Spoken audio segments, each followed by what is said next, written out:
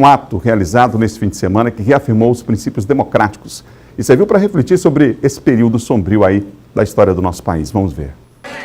A assinatura foi dada pelo governador Flávio Dino ao projeto de lei que concede pensão especial ao líder camponês Manuel da Conceição, lesionado por ação policial no período da ditadura militar. É um momento que a gente desafia a ditadura militar. Nós desafiamos a ditadura para nós. A assinatura do projeto, que será encaminhado à Assembleia Legislativa, aconteceu no Memorial Maria Aragão. A médica também foi uma das vítimas da ditadura militar no Brasil. Bandeira Tribuzzi, jornalista e poeta, também foi homenageado. Ambos, já falecidos, foram representados por parentes. Minha avó foi vítima de violência na época da ditadura militar. A minha tia, Ana Cecília, faleceu nos braços da minha avó porque foi negado atendimento médico, porque na época meu avô estava preso. Fundamental nesse momento o governador homenagear as vítimas da ditadura, reforçar o fato histórico de que houve uma ditadura sanguinária no país, que perseguiu muita gente. Dezenas de pessoas foram até a praça acompanhar o ato. Muitas delas seguravam posas brancas. Autoridades também seguravam nas mãos o símbolo da paz. Nós não podemos homenagear aqueles que outrora atingiram direitos, como, por exemplo, a tortura de crianças. É por isso que o respeito à Constituição, ela deve ser preservada a cada dia, e esse ato é um exemplo disso. O ato contou com a presença de várias autoridades políticas, além do governador, deputados estaduais e federais, todos contrários à ideia de comemoração do aniversário da ditadura militar no Brasil. Hoje aqui, uma celebração da democracia, uma celebração de que o caminho é o de respeito às leis, de respeito à Constituição Cidadã de 88. Ditadura, nunca mais, democracia sempre. Representantes do Judiciário e Ministério Público também compareceram. O Ministério Público Federal, aqui no Maranhão, decidiu abrir um processo preliminar para investigar as comemorações aqui no estado relacionadas ao golpe militar de 1964.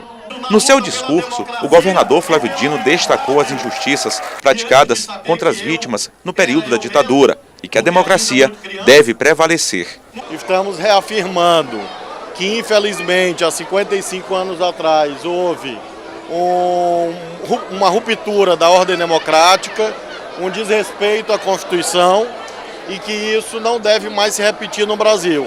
É exatamente com esse objetivo, de garantir que haja justiça e verdade e que, em razão disso, outros momentos como esse não sejam vividos no nosso país.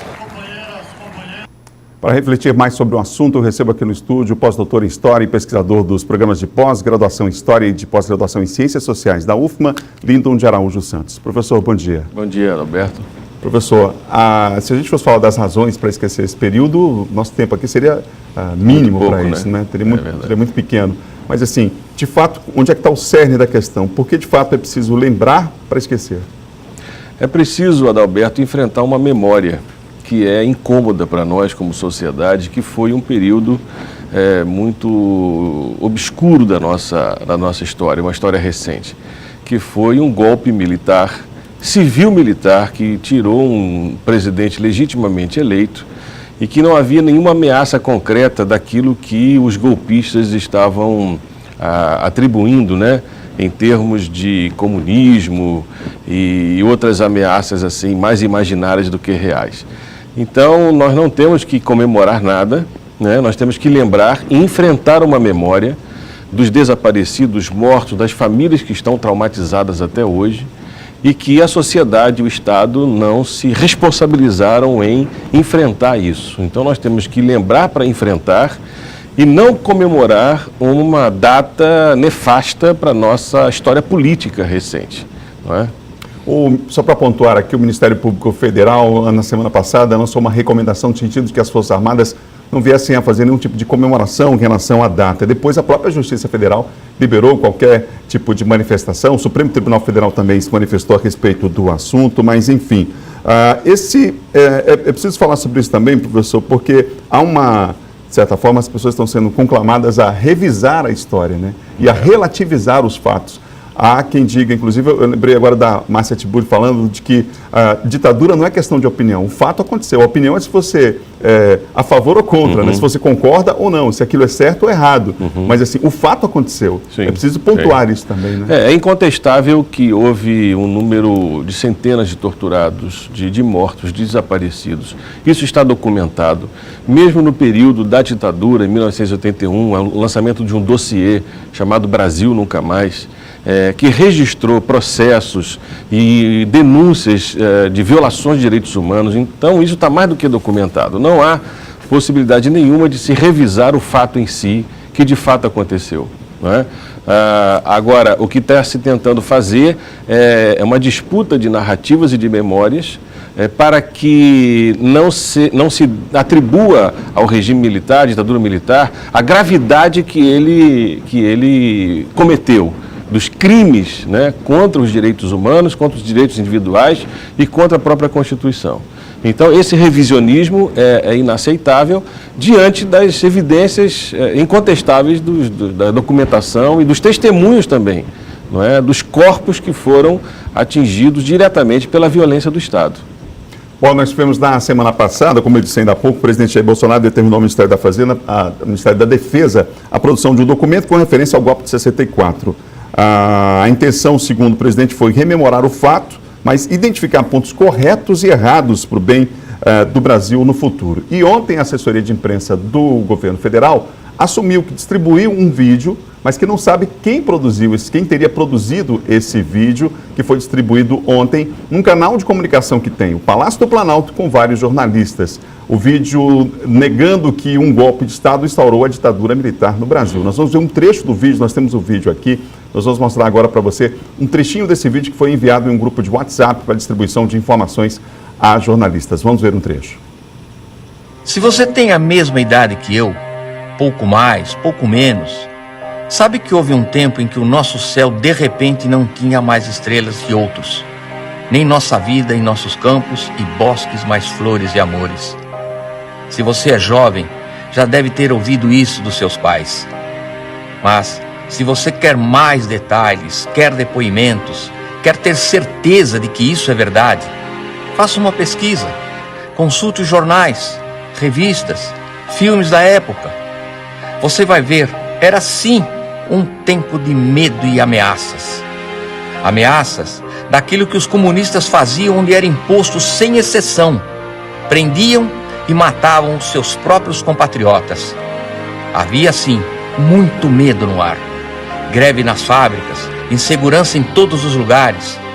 Foi aí que, conclamado por jornais, rádios, TVs e principalmente pelo povo na rua, povo de verdade, pais, mães, igreja, que o Brasil lembrou que possuía um exército nacional e apelou a ele. O senhor tem lembrança da imprensa ter convocado o Exército para intervir? De forma nenhuma. A fala desse vídeo é uma falácia, né? Porque esse clima de terrorismo criado pelo vídeo é historicamente improvável.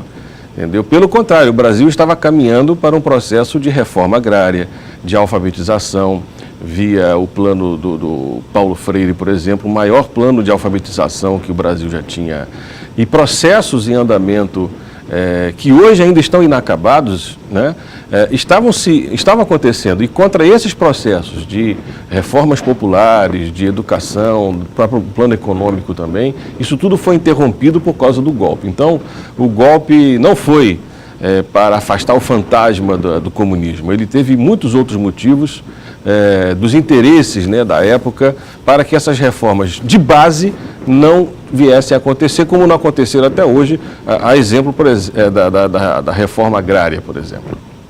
Só o detalhe é que a Secretaria de Imprensa não soube dizer quem enviou o vídeo para o canal e também não disse quem o produziu. Professor, enquanto a gente encerra essa entrevista, eu queria mostrar alguns cartoons aqui da época, nos anos 70, começando com o Enfio, também com um cartoon feito pelo Jaguar, mestres no Brasil, Cláudio Secom também, e a gente fosse, então, encerrando essa nossa entrevista, falando sobre os cuidados que a gente precisa ter realmente para a ditadura nunca mais, professor. O cuidado da gente pesquisar, da gente analisar e não se empolgar com qualquer vídeo ou qualquer meme que fale sobre ditadura, né? Nós estamos num período de muito fake, então nós precisamos checar e conferir qualquer informação que nos chegue, né? E, de fato, ditadura nunca mais. Na minha geração, na nossa geração, era inimaginável a gente estar vivendo um cenário que nós estamos vivendo hoje. A gente achava que a ditadura, né, e toda essa ordem de violência por parte do Estado via Forças Armadas era algo superado.